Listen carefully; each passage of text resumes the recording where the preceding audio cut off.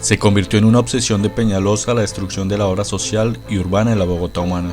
No estamos ante el comienzo de una obra administrativa, estamos ante una destrucción. El cambio del cuadro del Libertador por el del Conquistador Quesada en la sala de juntas es un grito contra todo lo que signifique progresismo, ideas democráticas, expresión libre y diversidad.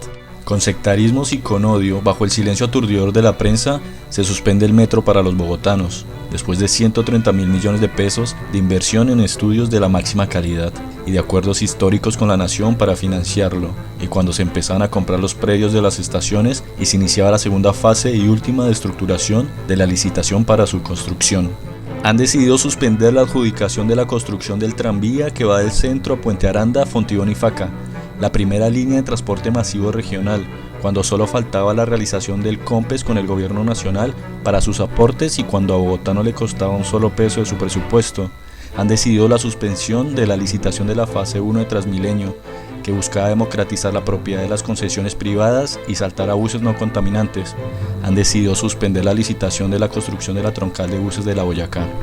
Han decidido no abrir el Hospital San Juan de Dios, después que lo compramos por 150 millones y ya están listas las obras de la central de urgencias, cuidados intensivos y hospitalización, con toda su dotación tecnológica. Han decidido acabar con los CAMAD.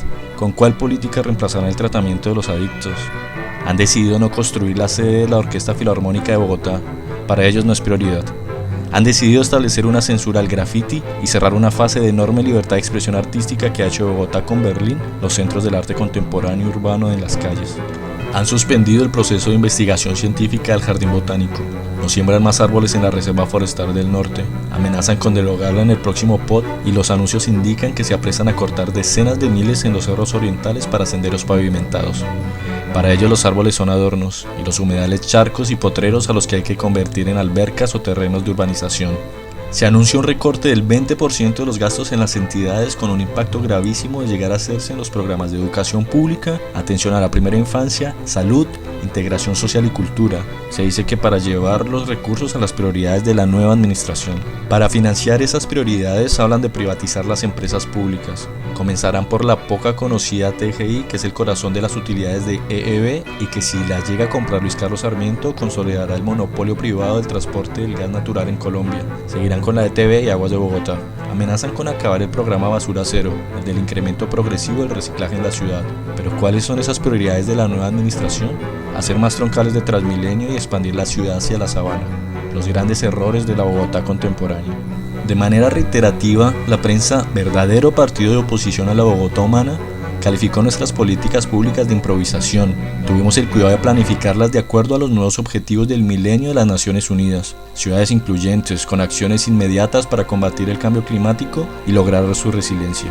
El metro y los tranvías no estaban pensados solamente para darle más comodidad al pueblo que trabaja y estudia, sino además porque son ejes de movilidad no contaminante, no emiten gases de efecto invernadero.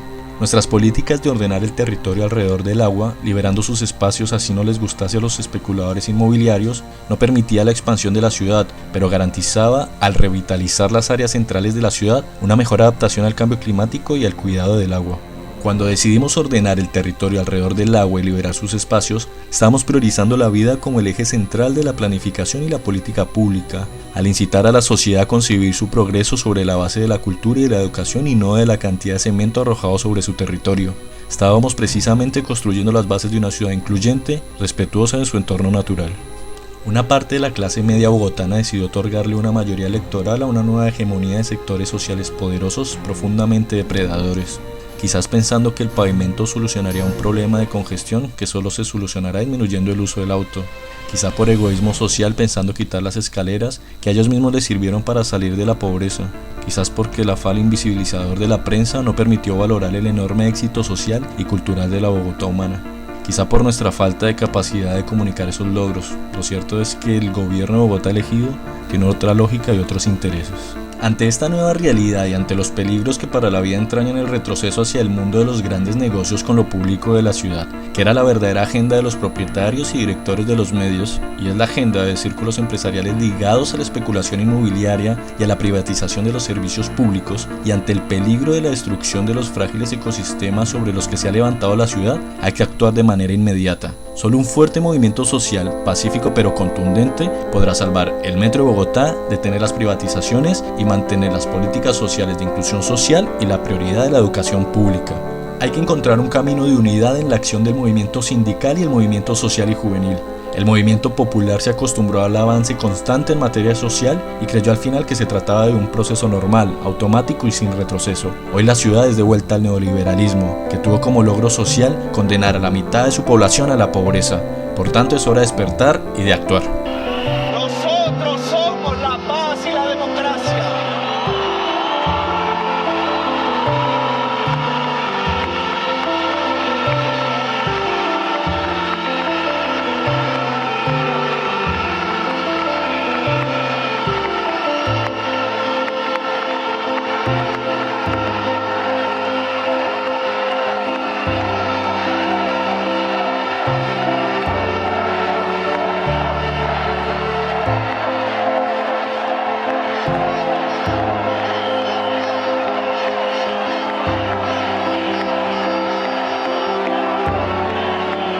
Alegres, pero firmes.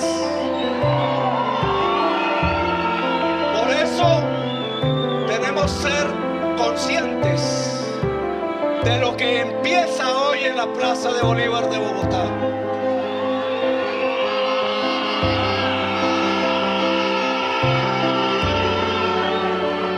Aquí empieza una movilización popular.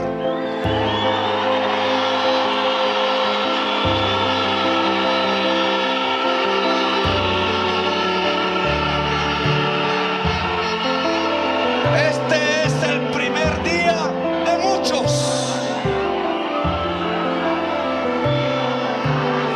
Hoy nos vemos muchos